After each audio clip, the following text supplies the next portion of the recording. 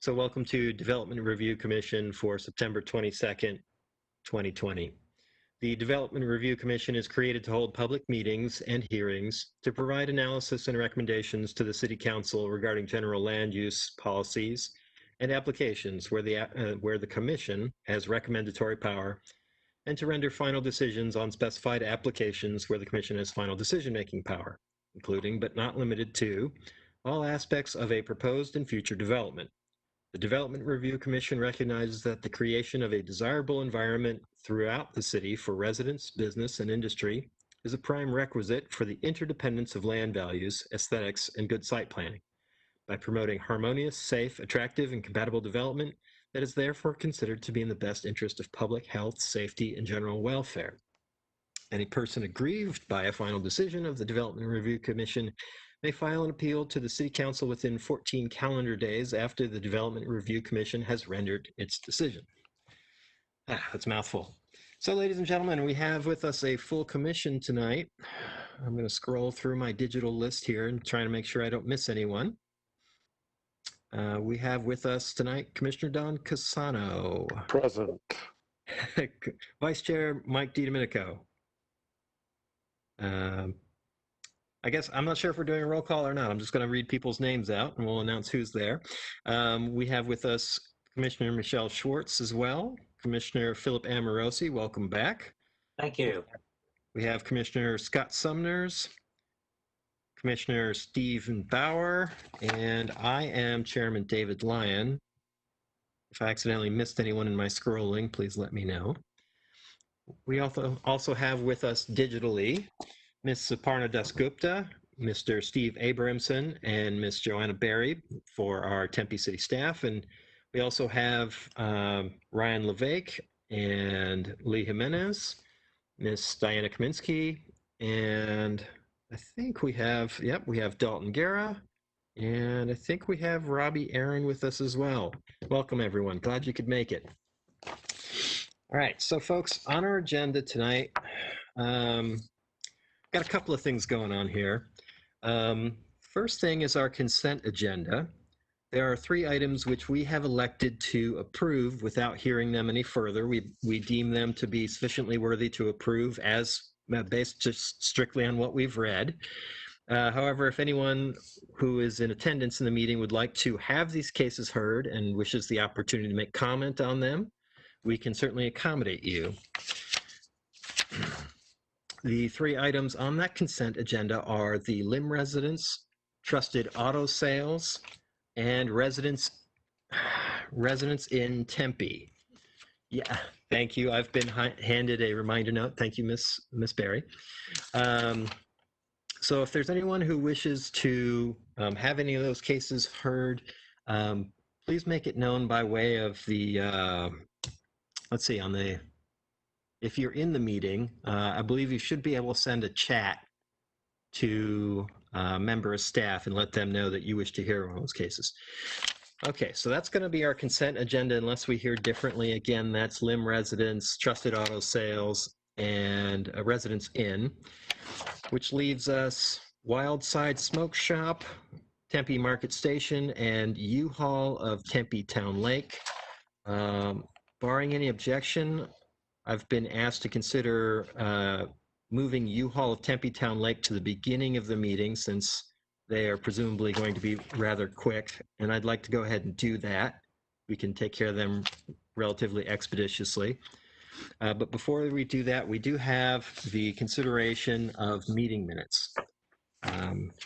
We are to consider the study session and regular session meeting minutes from August 25th of this year. We have reviewed those and found no edits to be made.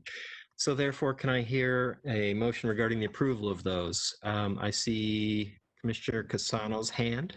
Yes, Mr. Chairman, this is Don Casano. I would make a motion for approval of Design Review Commission study session and Review Commission regular meeting of August 25th, 2020. Okay. Do I hear a second? Commissioner Johnson? I second. Okay. All right, motion to approve those meeting minutes as written from Commissioner Casano and seconded by Commissioner Andrew Johnson. Commissioner Bauer, how do you vote? Aye. Commissioner Casano? Aye. Vice Chair DiDomenico? Aye. I vote aye as well. Commissioner Sumners? Aye. Commissioner Amorosi? Abstain. Well played. And Commissioner Johnson? Aye. Okay, the motion passes 6-0 with Commissioner Amorosi abstaining. All right, so now we come to our consent agenda. Ms. Dasgupta, have we heard from anyone that they wish to have any of those cases heard?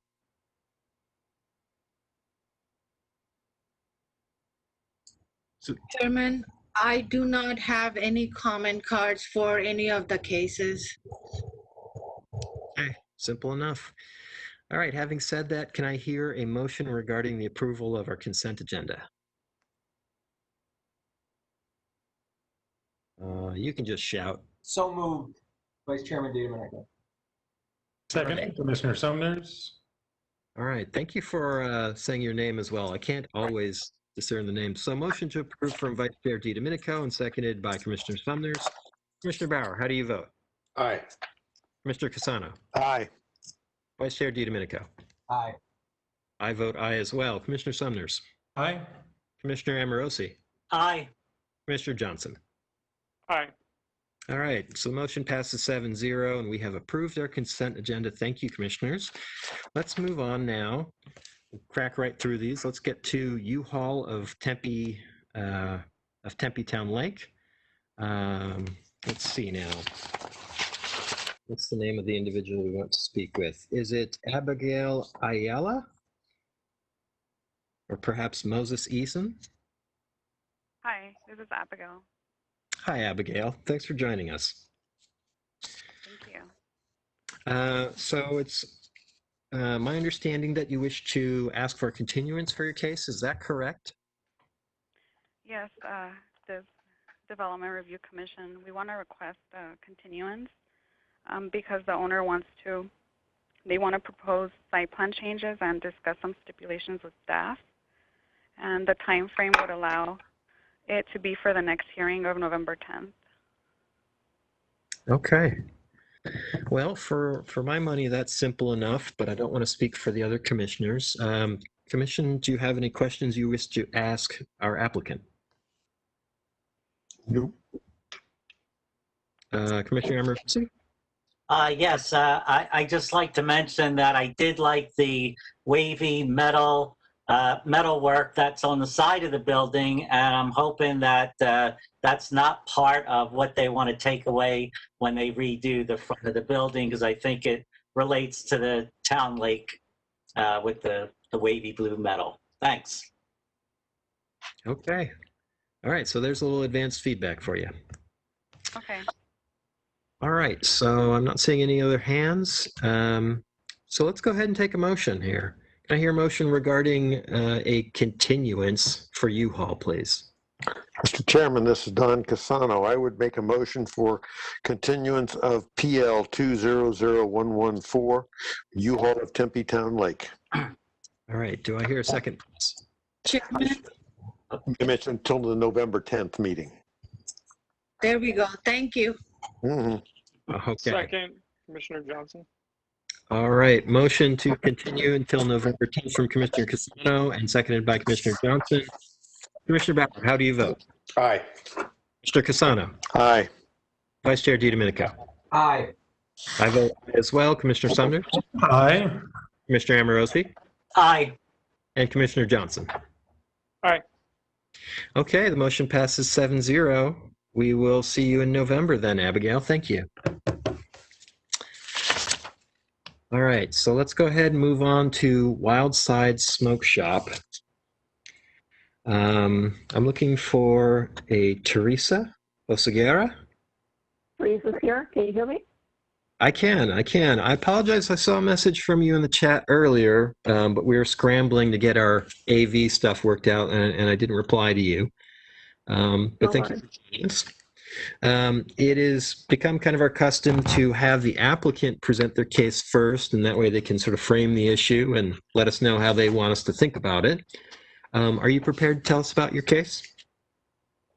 Well, I have a very brief input in as much as we have already submitted a letter of explanation with the original permit. Okay. So the only thing that I could probably add would be that we are seeking to open a professional retail shop to contribute Tempe City's business growth and provide employment opportunities. And the shop business hours would be 10 to 10, 7 days a week. And our shop is expected to employ at least 4 to 6 retail clerks to handle sales of a variety of smoking accessories. And the employees would be trained professionally to deal with and knowing the city licensing requirements and prevention of any misuse of the products that we would sell. Okay. Okay. Commission, do you have questions for our applicant? I believe Commissioner Amorosi, you may have one. Commissioner Casano, I still see your hand. Do you have a question as well? All right, Commissioner Amorosi, please. Thank you, Chairman Lyon. I just wanted to make sure I asked the applicant what types of products they were selling, because I wanted to make sure that they weren't selling vaping products or the oils that go into the vaping products that seem to appeal to minors. And the response I got was that they weren't planning on it now, but that didn't mean that they wouldn't add it in the future. But they did say they would be open to a restriction on permit that would prohibit them from selling vaping products or the oils that go into the vaping products. I'd like to make an amendment to the use permit and in that fashion. That would be fine. We are open to complying with the city's requirements. We have no objections to any restrictions that are required. We understand. All right, fair enough. Thank you. Mr. Abramson, could you comment on exactly how we would take such motion?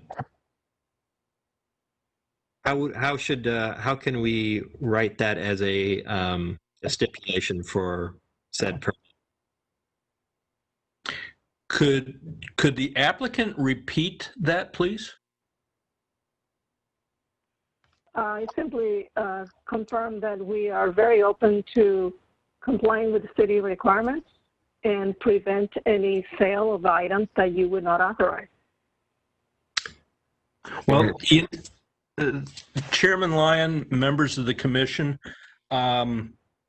we really don't regulate the day-to-day business operations of smoke shops or really any other businesses. You know, they do have to follow the laws. There are state laws that prohibit the sale of smoking materials to minors. I think that's just covered by law. I don't think we need to prescribe any additional conditions to the request. Okay, well, I'm sorry. I don't believe that we sell any products to minors to begin with. Right. Mr. We have Abramson. those restrictions ourselves. Right. Quite right. Mr. Abramson, I believe Commissioner Amorosi's intent was to prohibit the sale of vaping products specifically. Is that throughout? Is that throughout or only to minors? Commissioner Amorosi?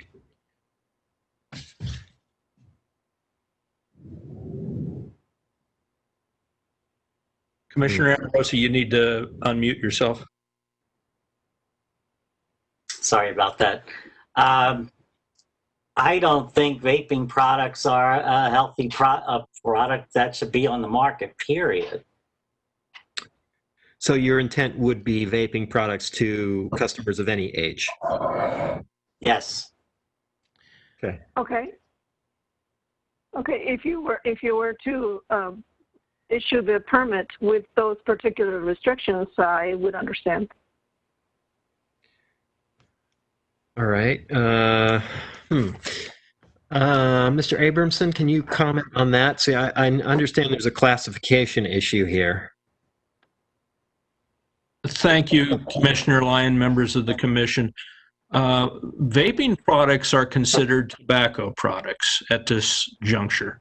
They're legal in the state of Arizona, and there is a lot of concern that's been discussed over the last couple of years about the safety of vaping products. But the jury's still out on that. I mean, you know, everyone has personal feelings, but if the applicant is good with not selling vaping products, we could certainly add it as a condition. But I might caution the commission that really it would be rather difficult to enforce. Let's put it that way. I understand. So here's my thought. I think when we get to said time, we should first take a motion without stipulation and see if that will pass. And if that does not, we can take a motion with the stipulation that vaping products not be included. Would that suffice, Commissioner Amorosi?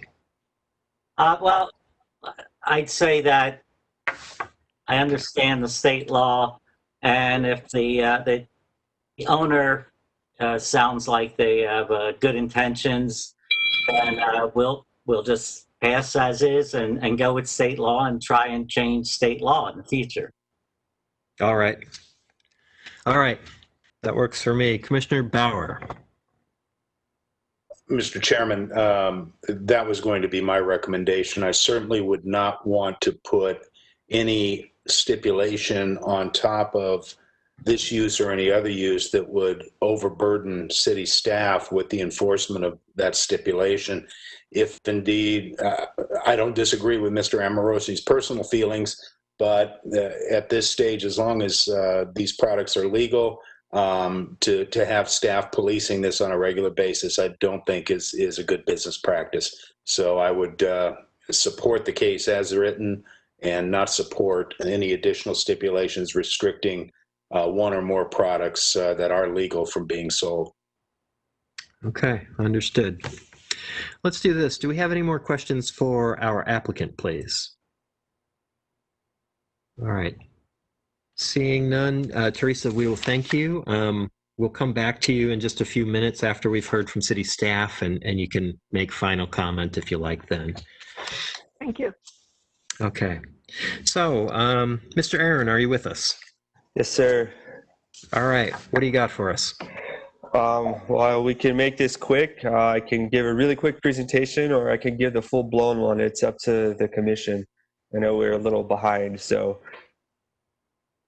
Well, I tell you, since you asked me that question, I have to answer in terms of this needs to get a fair hearing, just the same as anything else. So please give us what you would ordinarily give us. Sounds good.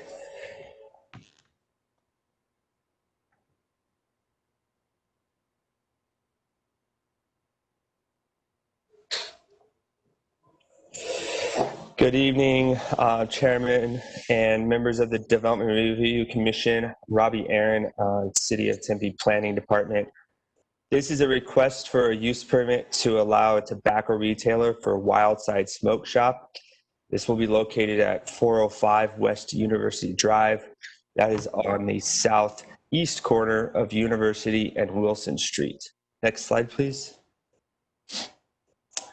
Quick aerial. You can see that this parcel is already developed along with the another commercial center. There are other commercial businesses and retail businesses within this center that are currently operating. Next slide, please. Just another view showing the retail uses that are there. Next slide. This is a floor plan that was submitted. You can see they have 2 bathrooms and some storage. Very straightforward. Clear cases and wall cases to do their displaying, as well as some places, a couch and a chair for people to relax, and then just some typical checkout area. Next slide, please. Use permit criteria.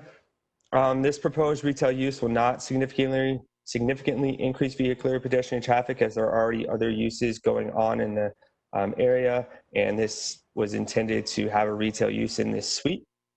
The proposed retail use will not generate emissions greater than ambient levels, since operations are conducted completely within the interior of the suite and no operations are conducted outside. This does meet the objectives of the general plan. This proposed use is consistent and it's a permitted use subject to a use permit in this particular zoning district. Next slide, please.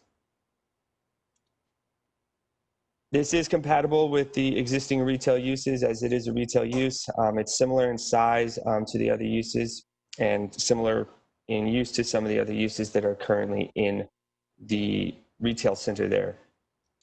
The applicant does not foresee any issues with disruptive behavior and places the safety and well-being of their employees and their customers to the highest regard. If there is an issue down the road, the City of Tempe Police Department can require a security plan. I did speak with the City of Tempe Police Department, and at this time, they did not see the need to require a security plan. Next slide, please. Separation requirements. The zoning code, section 3-423, excuse me, requires tobacco retailers to be at least 1,320 feet from the lot line of a charter school, private school, or public school, providing elementary or secondary education. Instruction in vocational schools are excluded from that separation requirement.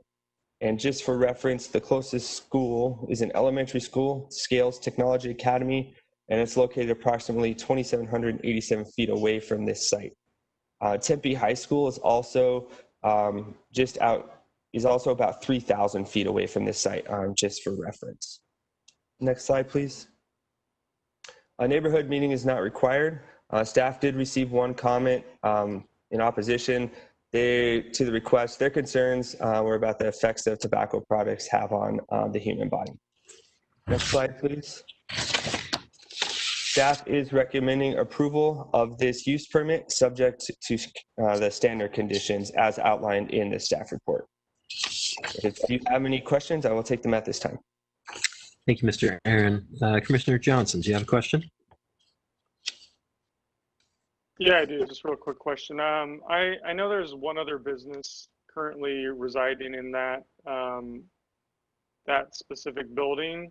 Is this going to take up the full remainder of that vacant space, or is this just a portion of that vacant space? I'm not exactly sure if it's going to take up the full remainder of the vacant space. It's hard to tell by the site, the floor plan. I think the applicant might be best suited to answer that question, as they know what their lease agreement is. I do know that it seems that vacant space is all one space, but it's really hard to tell just by driving by.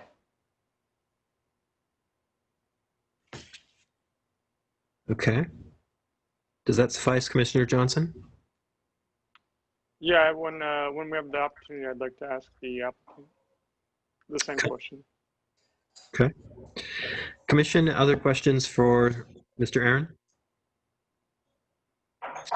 Okay, seeing none, well, thank you, Robbie. Yes, thank you. Okay, Suparna, once again, we still have no comments apart from the one that Mr. Aaron has discussed. Is that correct? That's correct, Chairman. Okay. Well, in that case, let's go back to Ms. Oseguera. Are you with us, Teresa? I am here. Okay. Can you hear me? I can. So this is customary. We give our applicant a chance to respond to the things that they've heard. Sometimes there are public comments that are opposed or so forth. Actually, we did hear there was one person who wrote in and said they were opposed. In any case, it's your time now that you can make any response to those or sort of final statement. Anything you wish to add?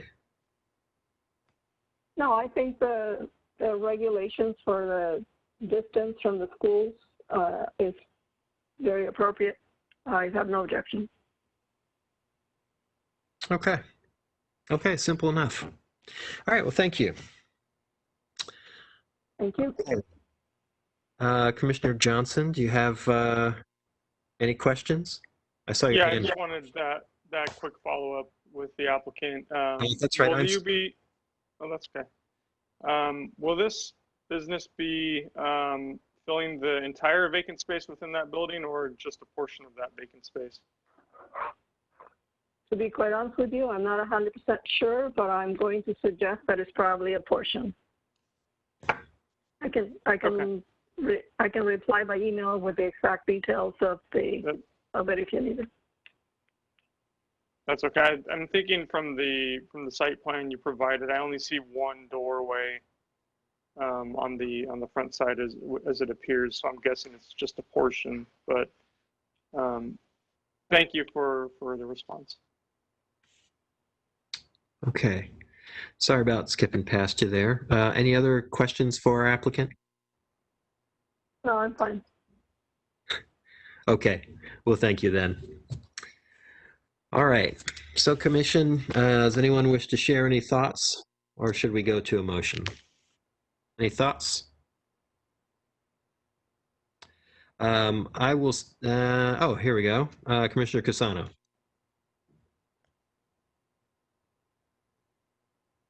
We have you on mute, Commissioner.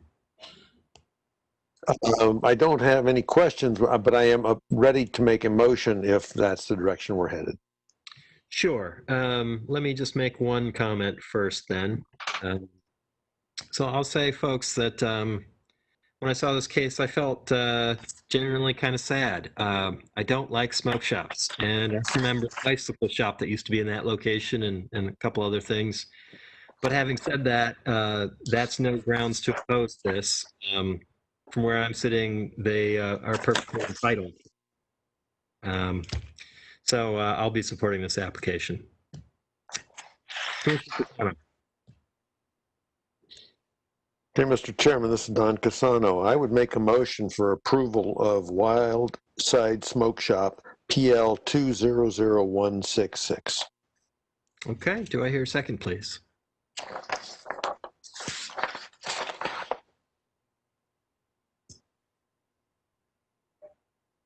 Second, Mr. Chairman, Commissioner Bauer. All right. Thank you, Commissioner Bauer. So, motion to approve from Commissioner Casano and seconded by Commissioner Bauer. Commissioner Bauer, how do you vote? Aye. Commissioner Casano? Aye. Vice Chair DiDomenico? Aye. I vote aye as well. Commissioner Summers? Aye. Commissioner Amorosi? A reluctant aye. All right. Qualified aye. All right. Fair enough. Commissioner Johnson? All right. Okay. So the motion passes 7-0. Thank you, Ms. Oseguera. All right. So that brings us to our final case for the night. So Tempe Market Station. Ms. Riddell, are you with us?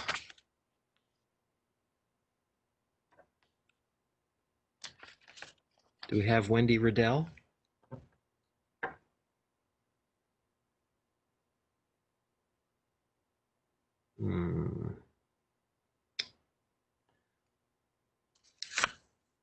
Suparna or Joanna, do we have Wendy or someone else?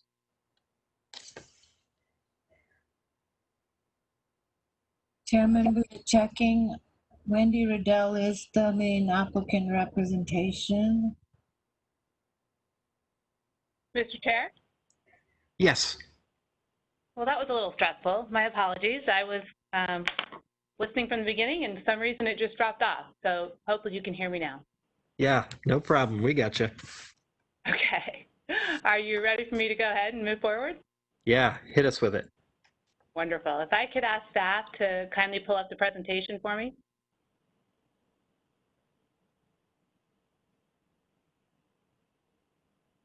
So they should have our presentation. Jason, there is a separate presentation from the applicant. This is the staff one.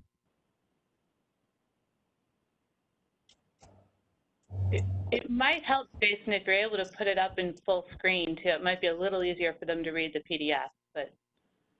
I know technology has not been our friend tonight, so I won't push my luck too much. Oh, there you are. There we go. So, Mr. Chair, members of the commission, my name is Wendy Riddell with the law firm Barry Riddell, 6750 East Camelback.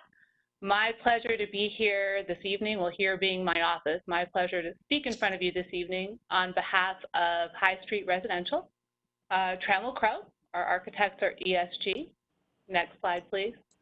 So Trammell Crow is actually new to the Tempe marketplace, High Street Residential new to the Tempe marketplace, but certainly not new to real estate market here around. Just to give you a few facts about them, world's largest real estate service firm is a subsidiary of CBRE, number 32 on the Forbes list, and named one of Fortune's most admired companies 8 years in a row.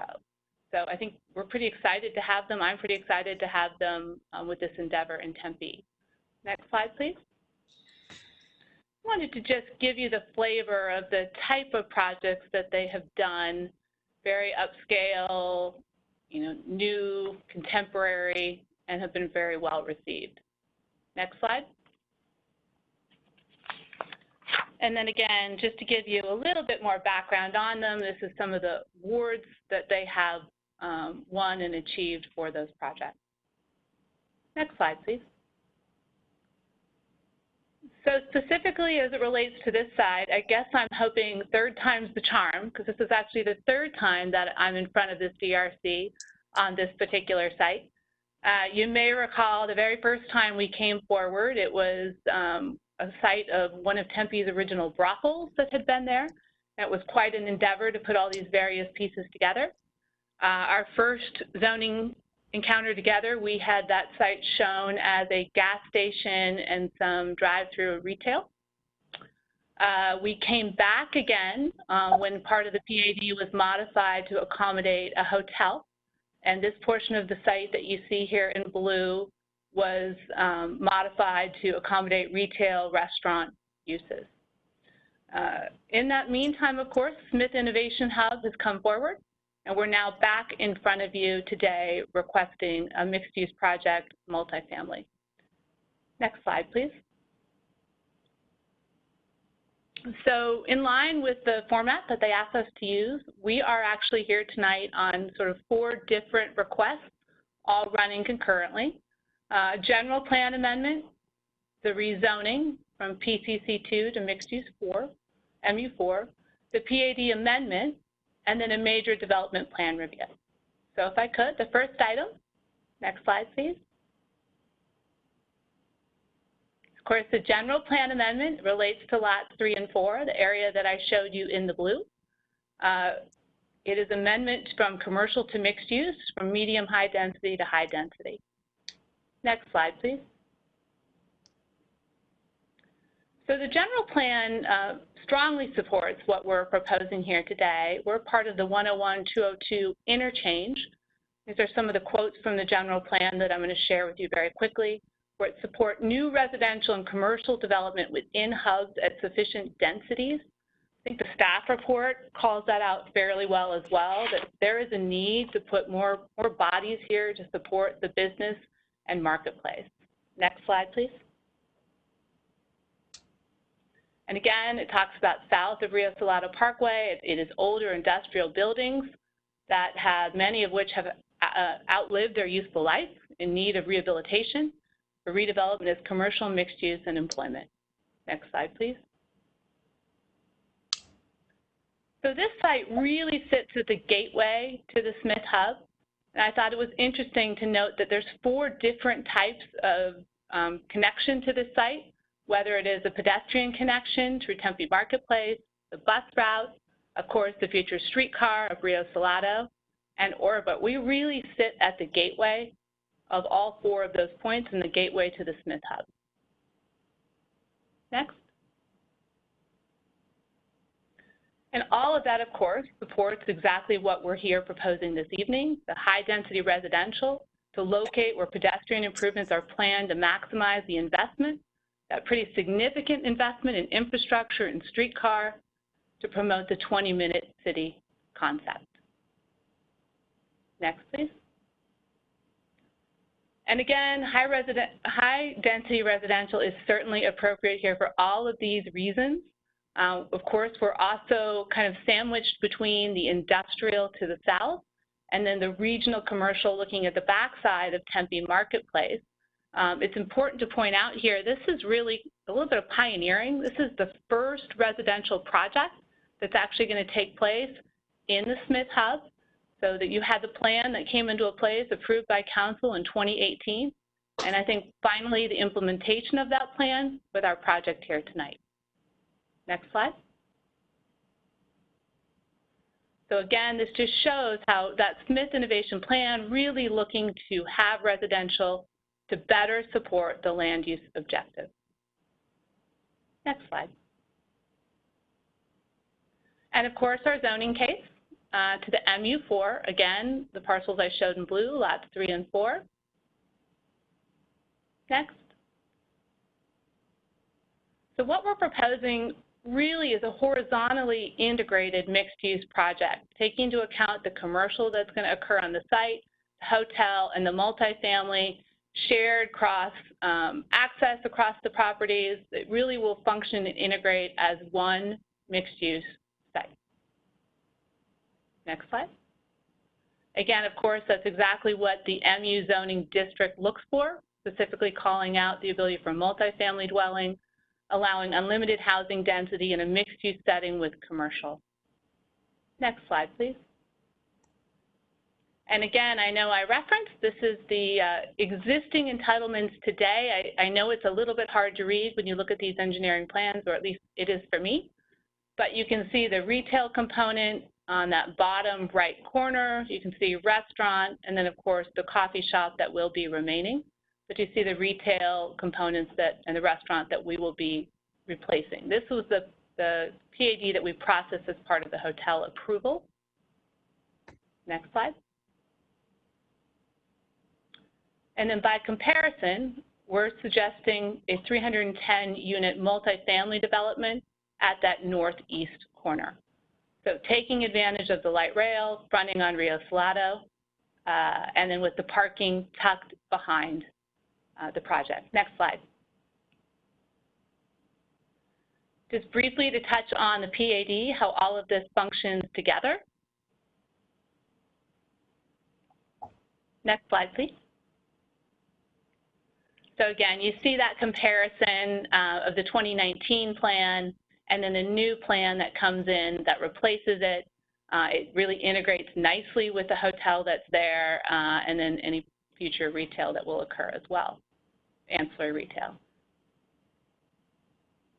Again, just another image to try to show you exactly where that multifamily will be, removing the drive-through, and again, responding to the market demands, the planning goals, and the Smith Innovation Hub. Next slide, please. So overall, the actual density here, I think we're at 58 dwelling units per acre when you look at lots 1, 3, and 4, below that 65 dwelling units per acre in the general plan. And then as it relates to lot 4, we are requesting to increase the height to 70 feet. Just as a way of reminder, the hotel itself was actually approved with a maximum height of 60 feet.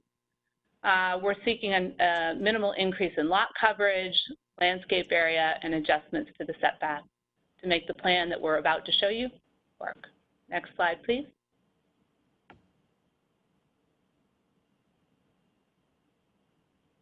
So finally, to the DPR, the fun stuff, architecture. Next slide, if you would. So here you get a better idea of what it is we're proposing. 310 dwelling units, 5-story apartments. This is if you are headed east on Rio Salado Drive. You can see that kind of main entrance. You see the coming out portion of that main entrance.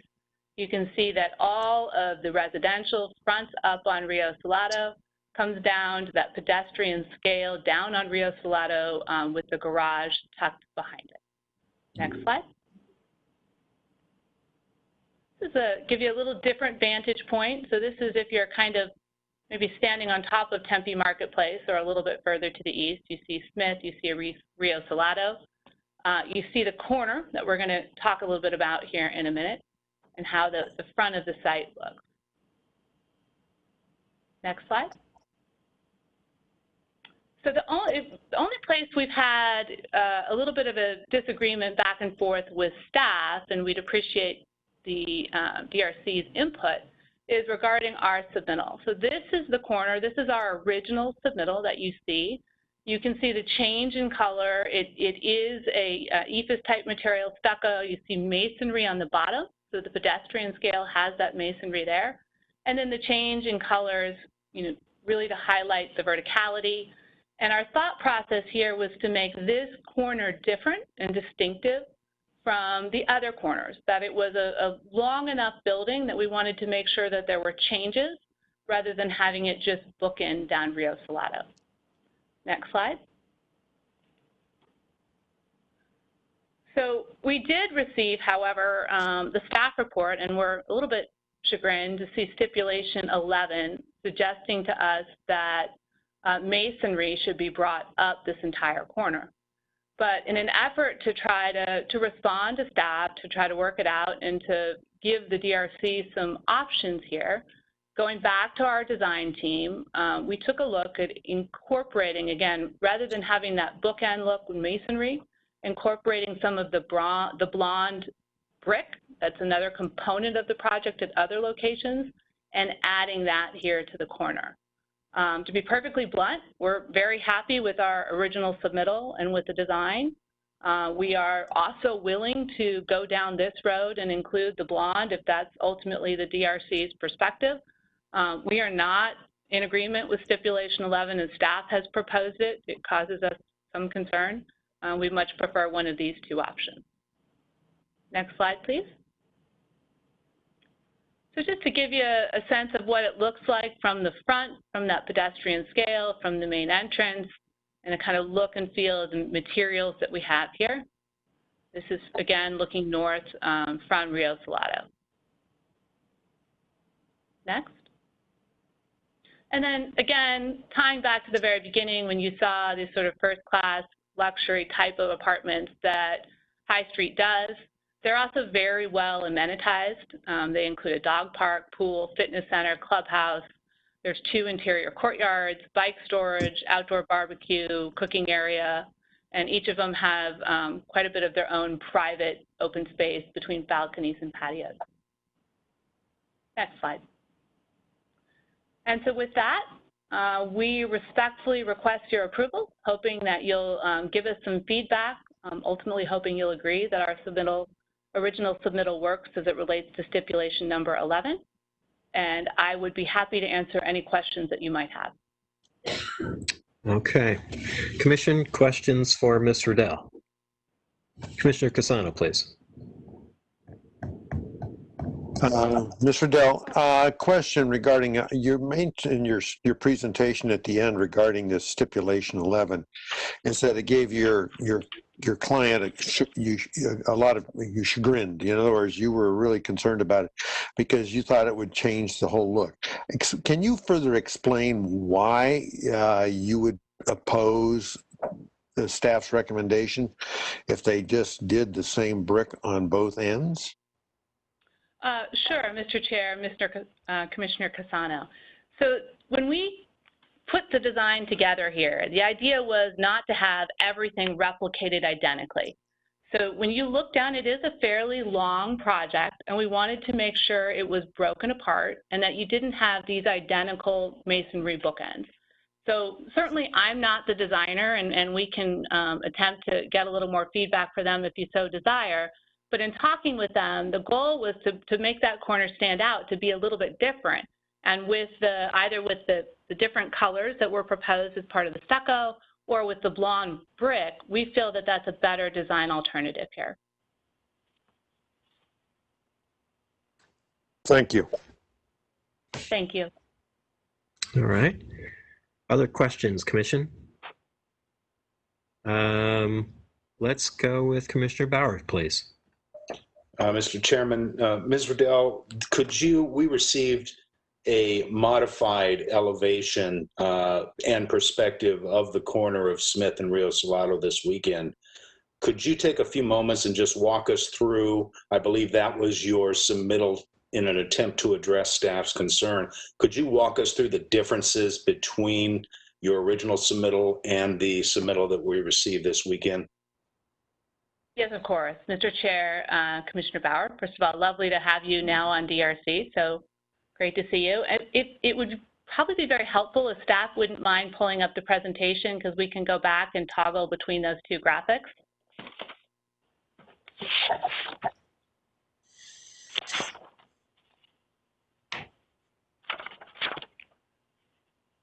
So it is, I will acknowledge, it's a little bit challenging at the size and scale that we're looking at here on the graphic, but if you're able to get to slide 28, kind of 27 and 28, keep going. I'm quite sure the commission does not want to hear me talk on anymore about the Smith Innovation Hub, so we can get to the end. Back, wrong way, keep going. One more? Okay, so this was our original submittal that we had made, and you can see that corner. So you see the change in material. Again, you have the masonry on the bottom, and then you've got the lighter colored ephes, and then you've got the darker colors. So again, we think that's also, by the way, pretty consistent with what you see in the area. When you look across the street, you're looking at the backside of Tempe Marketplace, and very similar kind of to the materials that you'll see around. Now, if you flip to the next one, please. So here, what we have done is we have, rather than having that lighter color ephes, you see the blonde brick material that's been brought over. So again, the thought was it's at least a change in material to give that change in texture and tone, and give it a little more hoping to address staff's concern, a little more presence, if you would. But again, not replicating identically what's on the other corner. Yeah. Thank you. Does that help? Okay. Commissioner Summers, please. Thank you. Just a clarification, if we could. I think I heard you say, Ms. Rydell, that this would be about 70 feet, but I'm seeing everywhere in the reports that it's 75 feet. Can you just clarify that? Thank you, Mr. Chair. Commissioner Summers, I am very quickly trying to clarify that. So, Can we come back to it? I'm sure there are other questions too. All right. Well, if we can get you doing double duty here, let's get Commissioner Amorosi to fire another question at you.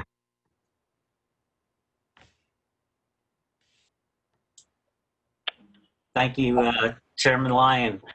Ms. Riddell, you have you're asking for the MU4 unlimited density designation, and you're claiming that you're building, because you're including 3 lots as part of this designation, that comes in at high density as 65 units an acre.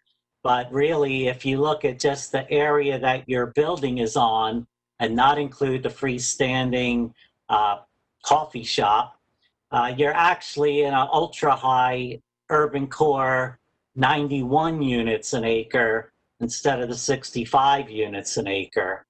And I think it's that dense because 79% of your property is either a 1-bedroom or a studio. Seems rather dense for luxury apartments.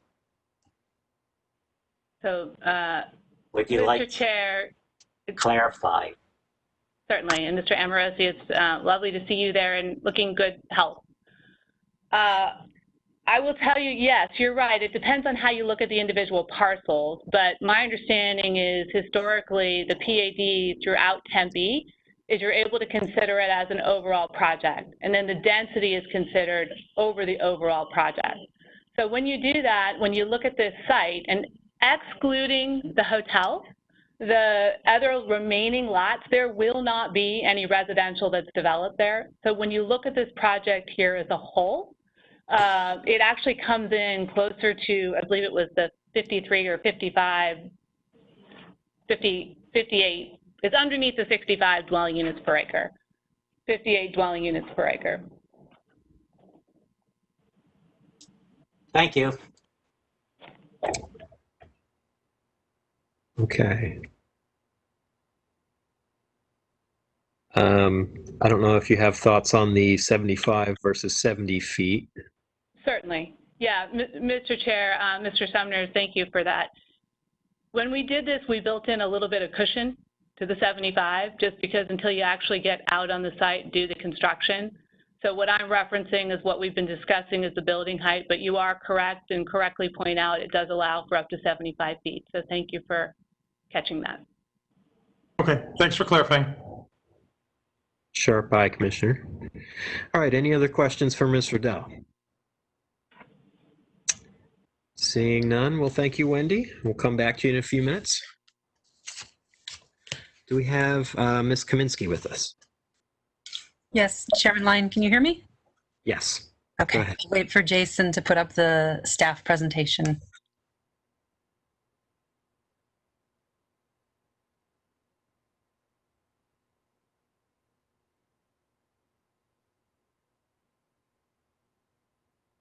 I'm Diana Kaminsky, a senior planner with the City of Tempe, and this request is for Tempe Market Station.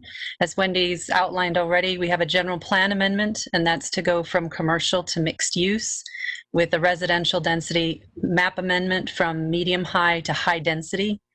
And that is the PAD for the mixed use portion is what the density is calculated over.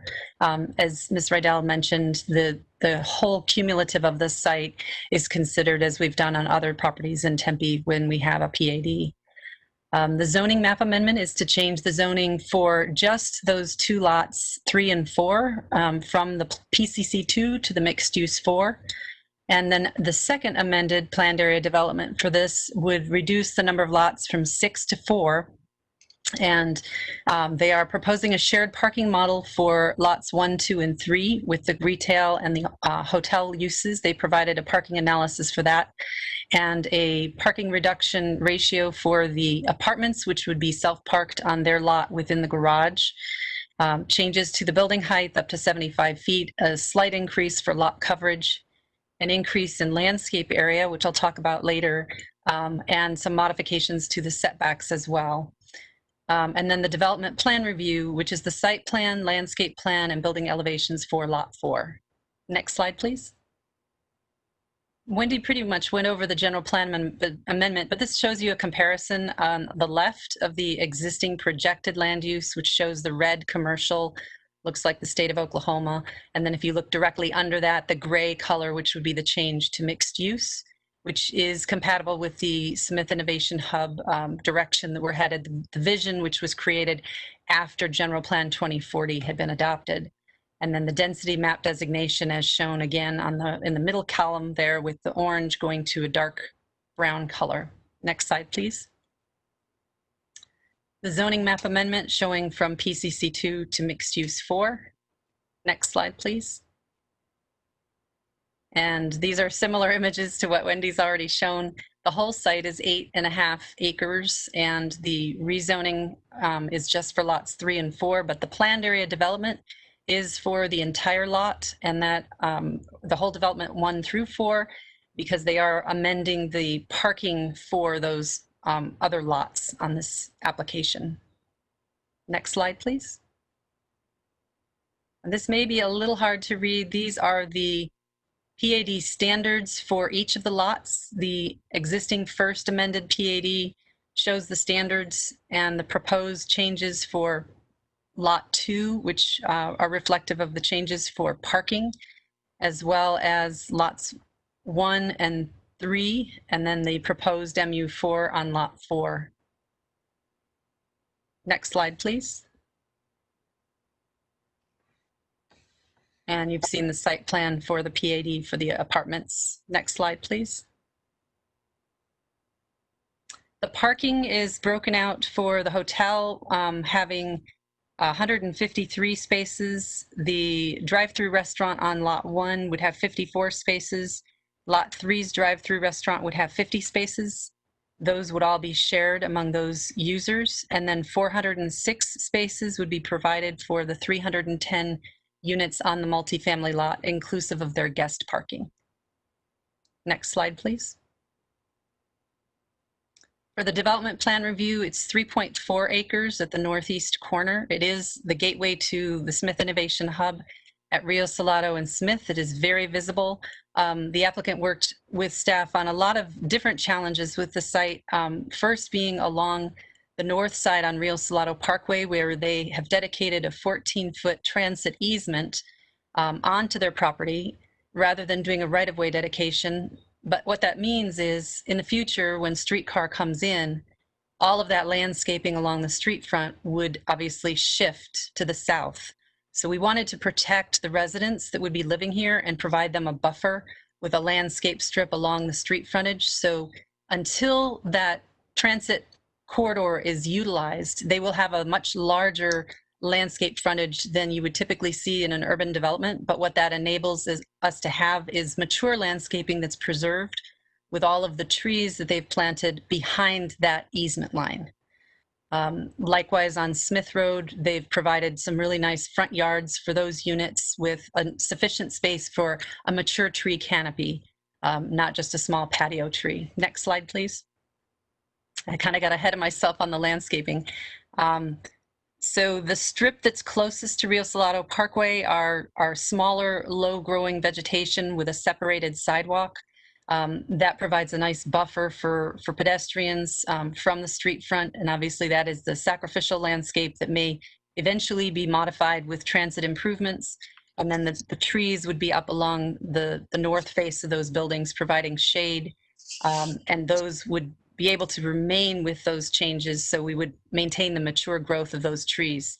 On the Smith side, they're using a pistache, and that they have a large setback on that street as well to provide those shade trees in the long term. On the south side, which is facing the industrial area, they have ghost gum in the strip along there, which provides shade not only to their corridor of their drive corridor, but to the building itself, and provides some screening to that south elevation to the south. Next slide, please. There were several comments about the elevations that went through the different iterations. Our primary focus was on the garage elevations, which are visible from all three streets. You can see this from Perry and from Rio Salado Parkway and from Smith, because it is the tallest element in the entire development. So we did have concerns about that and being able to see that as you're driving on any of the public streets. And then the corner at Smith and Rio Salado, we had different suggestions through the different reviews. The first couple reviews, it was about enhancing the prominence of that corner with an increase in height to really make that corner stand out as a gateway to the intersection. A lot of the images that you saw were kind of taken from aerial perspectives, but we were looking at it from the perspective of driving, walking, or taking a streetcar down Rio Salado Parkway and wanting that corner to stand out, which I think is something we agreed to in terms of having it stand out. I think it's a matter of the question being, how does it stand out?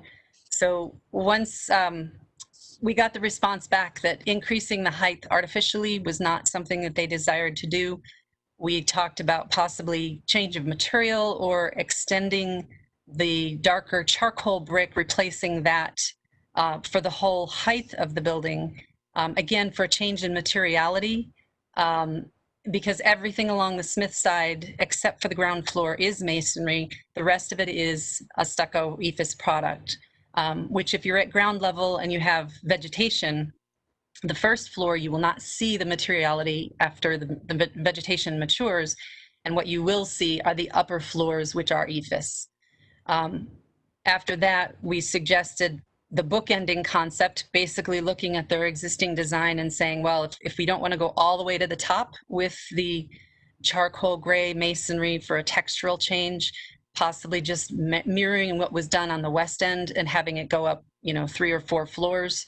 Their entryway has four levels of the masonry, so this would tie into their existing design theme. So that was the last direction that we had given them.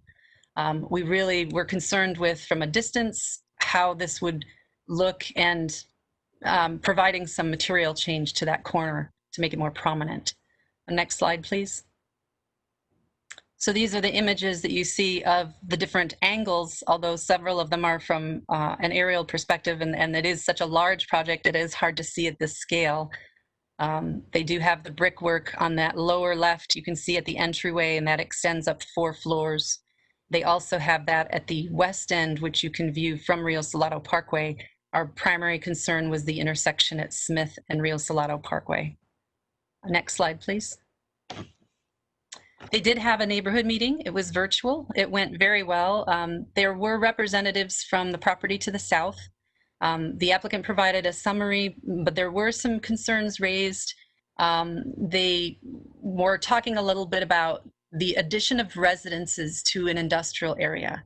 And they explained how their business operates and the potential noise that they have generated on the site as their right as an industrial user. And they didn't want to receive complaints once new residents went into this luxury community. They were reassured through the discussion at the meeting that that would not be an issue.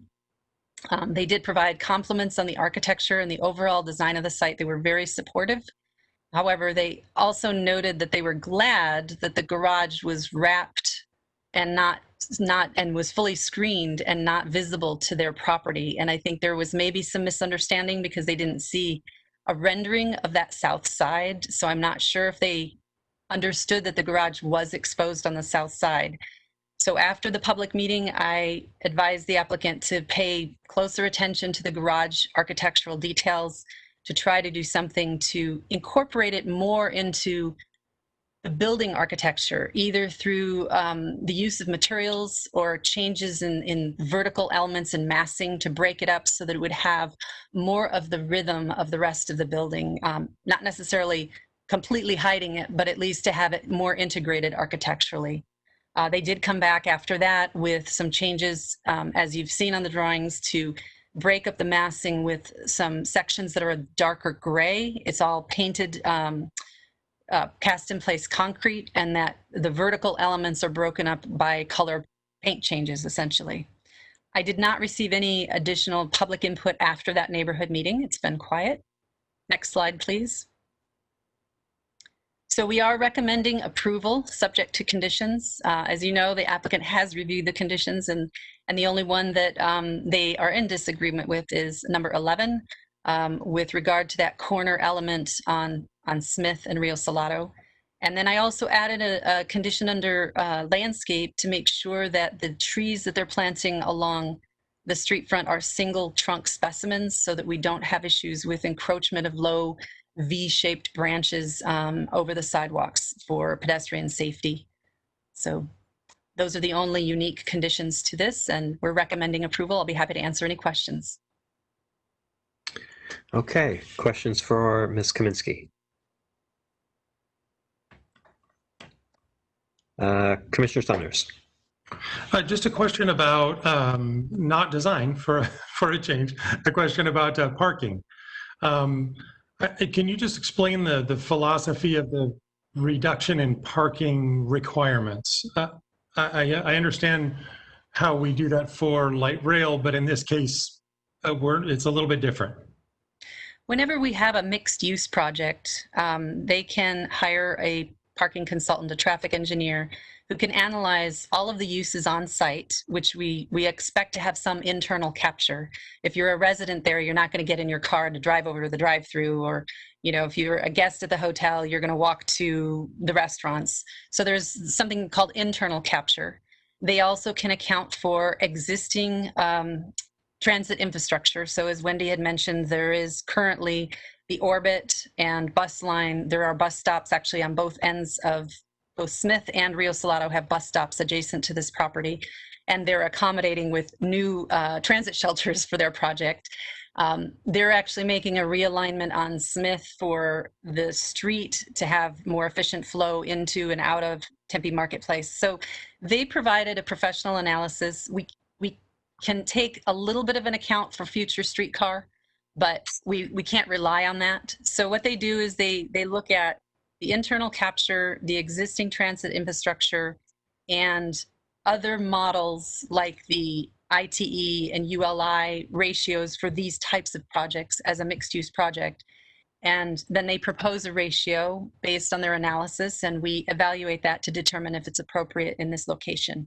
And in this case, what they're proposing seemed to make sense. So we're recommending approval of that.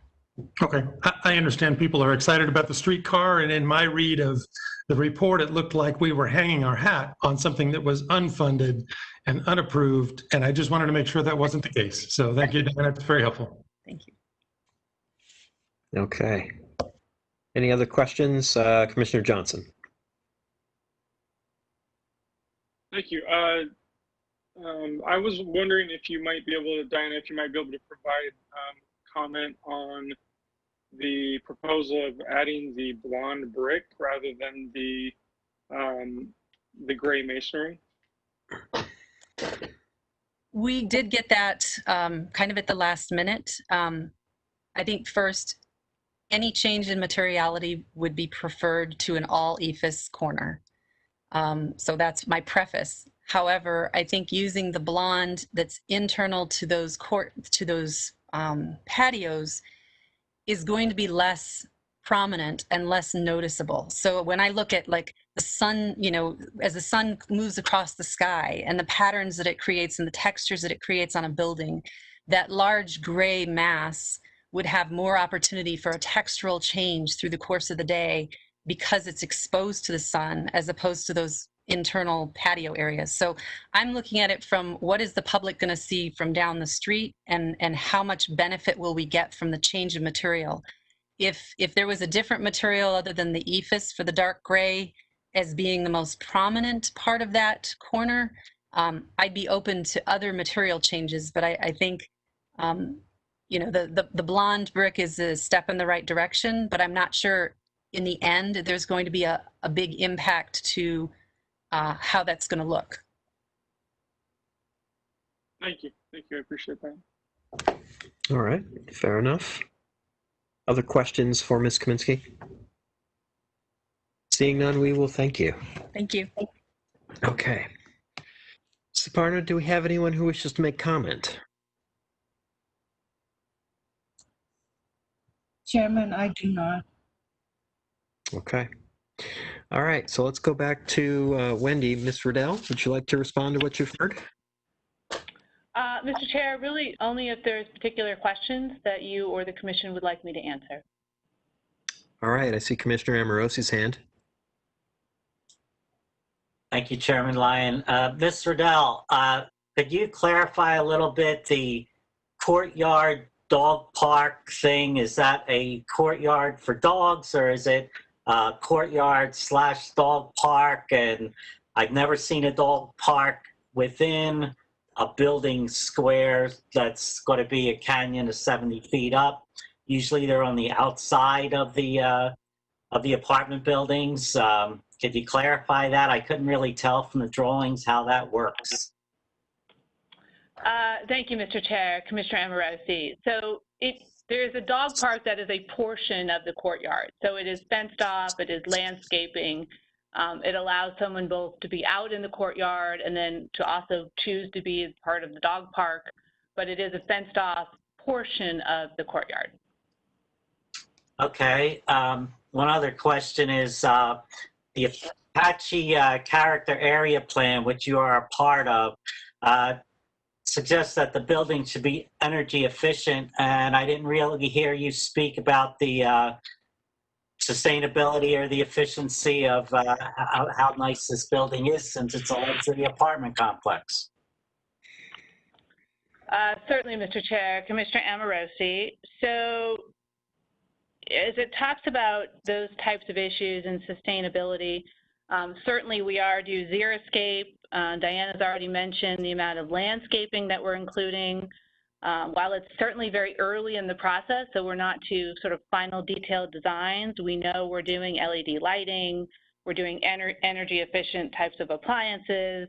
Of course, we've already talked a lot about the fact that this is well situated to have a reduction in the use of automobiles, that there's going to be some internal capture on the site and use of light rail.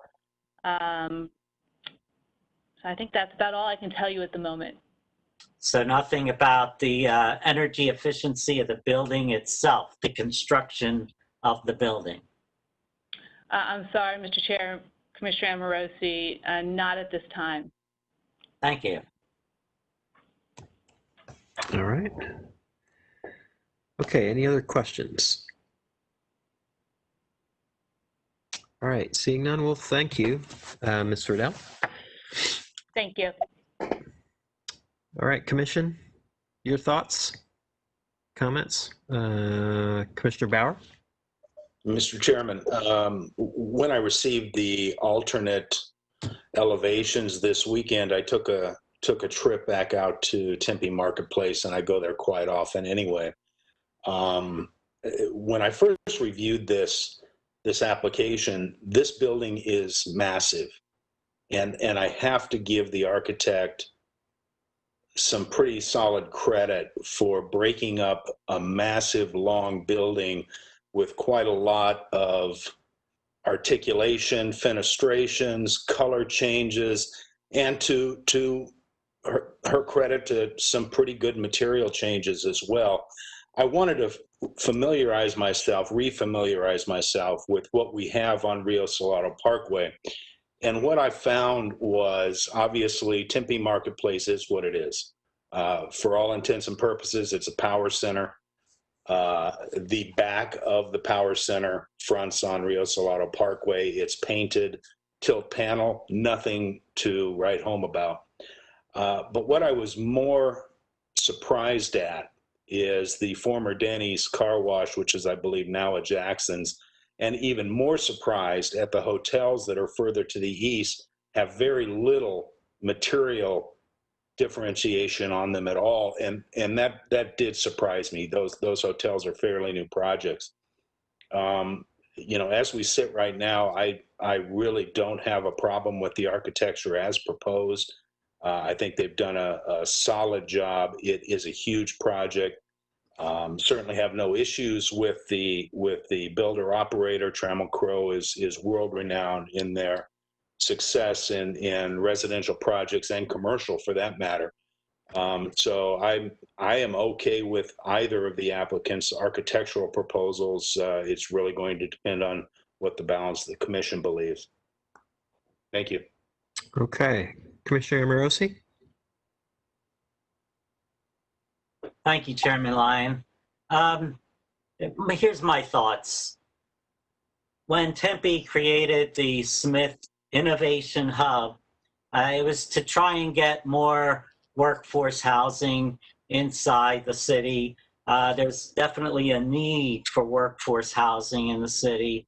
And you're sitting right across the street from a major retail place, you know, Tempe Marketplace, and most of their employees are probably on the lower end of the income level.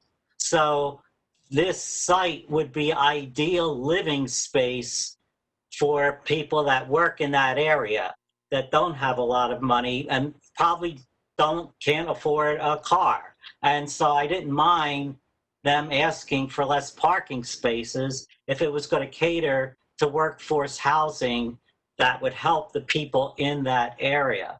But as far as, you know, they say it's going to be luxury, and being next to an industrial hub, I don't know how many luxury people are going to like that view, but the massive on-street look, I don't see any difference between that and what the student housing is on Apache Boulevard. It looks just big and massive. I don't see no sweeping curves or changes, or even the corner. That hub corner, I thought, should be much more distinctive. There's no open areas between even the pool area is going to be within a 70-foot cavern of all these surrounding apartments. And I think we could do better than what I see here, but considering that they're asking for all these amendments and zoning changes and changes to the general plan. And I'm sorry, but I don't see how this fits in and is innovative. Thank you. All right, thank you, Commissioner Amorosi. Other thoughts? Let's see. Oh.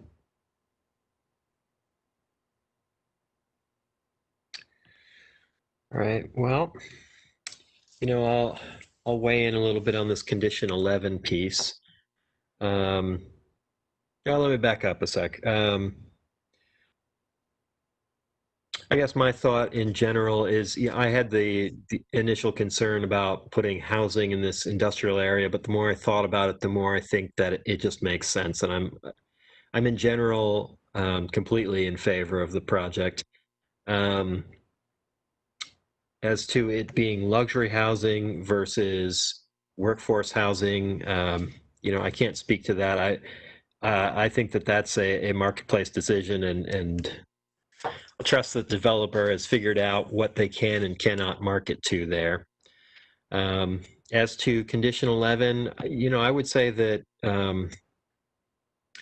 I think the suggestion that a higher quality finish at the corner makes some sense.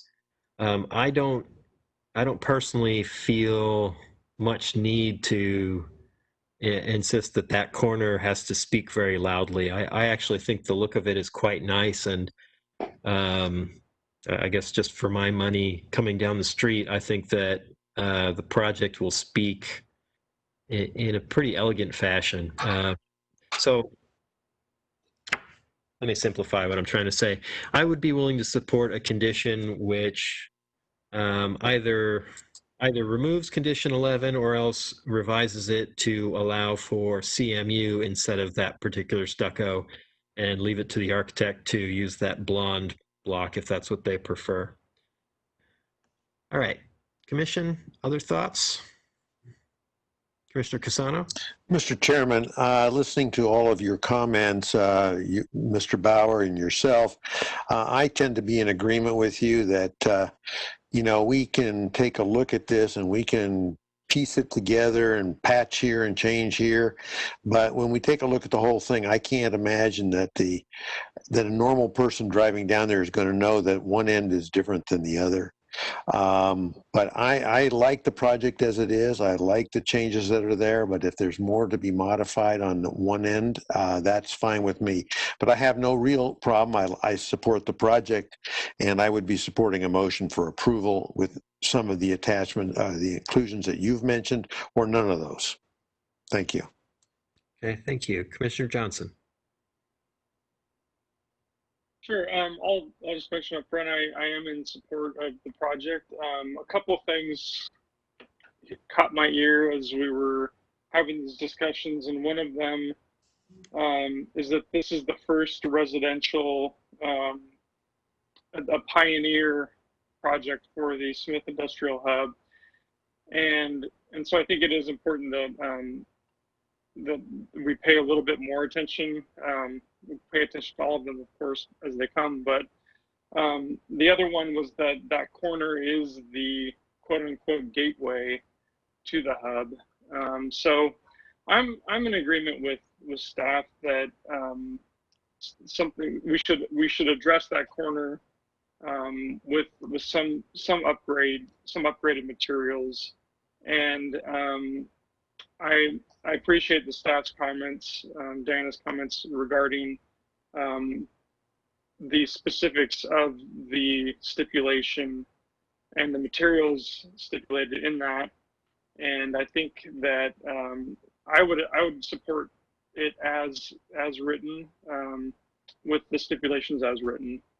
I think any upgrade probably is better than a complete EFS wall on that corner. But with that being the gateway, I think we can expect a little bit more from it. All right. Other comments? Commissioner Sunders, please. Thank you, Mr. Chairman. I would agree with your comments earlier. And with respect to the design of the corner, my concern is not so much the aesthetic, because I've got a lot of respect for the design team that is on this project. Norris has done some fantastic stuff in the past that I've seen. My concern is just about durability. So I would be very much in support of including condition 11, but getting rid of some of the specifics, such as a dark gray ST1 stucco. I mean, if we simply replace the stucco with masonry, any kind of masonry, and let the design team do their thing, that would be perfectly fine with me. So other than that, I'm in support of the project and happy to hear other comments from the commission. Okay, thank you. Let's see. Vice Chair DiDomenico, please. I'll be brief. Commissioner Summers kind of hit it on the nail on the head for me. I am in support in general of the use and the change in land use to the for the project. I think we can loosen up 11, but I respect staff's intentions here to get us something a little bit more striking visually as you head westbound on Rio Salado. But frankly, I don't really see the corner of Smith and Rio Salado Parkway being an entryway into the city of Tempe. You've got just too much ugly on the other side of the street. On the north side of Rio Salado, currently, for this to ever be all that prominent an entry point. But I would be in support of the project if we just loosened up a little bit the color requirements in that condition 11. Okay. One thought that I have is, just as a suggestion, we might modify condition 11 to say that applicant shall work with staff on materiality at that corner. And that keeps it pretty open, but staff still has an opportunity to come back and give feedback, and we get a back and forth on that. Submit that for your thoughts. All right, so I guess that would be one way to do it. Another way to do it is we could take a motion in which we strike condition 11 and see how it does. We could take a motion in which we modify condition 11 and see how it does, followed by a motion as written. My preference would be to simply say work with staff. I'm just going to do this. I'm going to ask Ms. Riddell, if you're still with us, how would you feel if we modified condition 11 to be work with staff to come up with appropriate materials at that corner? Mr. Chair, I think that's a great solution. We'd be very much in favor of that. We appreciate you broadening it and giving the design team here a chance to get to a little better solution. So, yes. Okay. And Ms. Kaminsky, if we were to do that, how would you feel about that condition? Yes, that would be wonderful. Thank you. Okay. All right, so that'll make it simpler. So having said all that, I'll leave it to the rest of the commission. How about we entertain a motion of some variety? Commissioner Bauer. Mr. Chairman, I move approval of PL 200129 Tempe Market Station, subject to a modified stipulation number 11 that the applicant shall work with staff on material and building articulation at the corner of Smith and Rio Salado Parkway. All right. Do I hear a second, please? Mr. Chairman, this is Don Casano. I would second that motion. Okay, very good. Motion to approve with modified condition from Commissioner Bauer and seconded by Commissioner Casano. All those in favor? Sorry. How long have I been doing this and I don't remember how to do it? Let's try that again. Take two. This time with more feeling. Commissioner Bauer, how do you vote? Aye. All right. Commissioner Casano. Aye. Vice Chair DiDomenico. Aye. I vote aye as well. Commissioner Sumners. Aye. Commissioner Amorosi. Nay. And Commissioner Johnson. That wasn't me. Commissioner Johnson, how do you vote? Aye. All right. Motion passes 6-1 with Commissioner Amorosi in the dissent.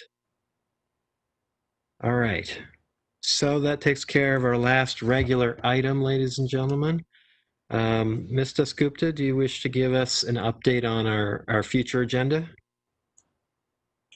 Chairman, first of all, Commission and Chairman, thank you so much today. I know between Jason, Wolf, and Joanna, a lot of work went into relocating ourselves and restarting the meeting, and we really appreciate your patience as well as all the applicants, including Wendy and her team, and all the other applicants who waited in line. So thank you very much. We really apologize. There is some equipment apparently went bad at the media center. That's what caused all of this today. They got to the bottom of it. But with that, all I have to announce is the next DRC meeting is not till October 27th. So we will see you then, and the agenda for that has not been determined yet, but it will be determined by the first week of October, and we will send you the information as we get it, as we finalize it. Okay, fair enough. Mr. Abramson, did I forget anything tonight? No, Chair Lyon, members of the commission. I second Suparna's feelings about this meeting and how everyone pulled together. Thank you. Good meeting in the end. Yep. Yep. Well, I want to thank everybody over here at City of Tempe who ran around scrambling, trying to make it work. Really appreciate your efforts, everyone. So, ladies and gentlemen, with that, we are adjourned. Thank you. Have a great evening. Good night, everybody. Good night, thanks. Thank you. Good night. Good night.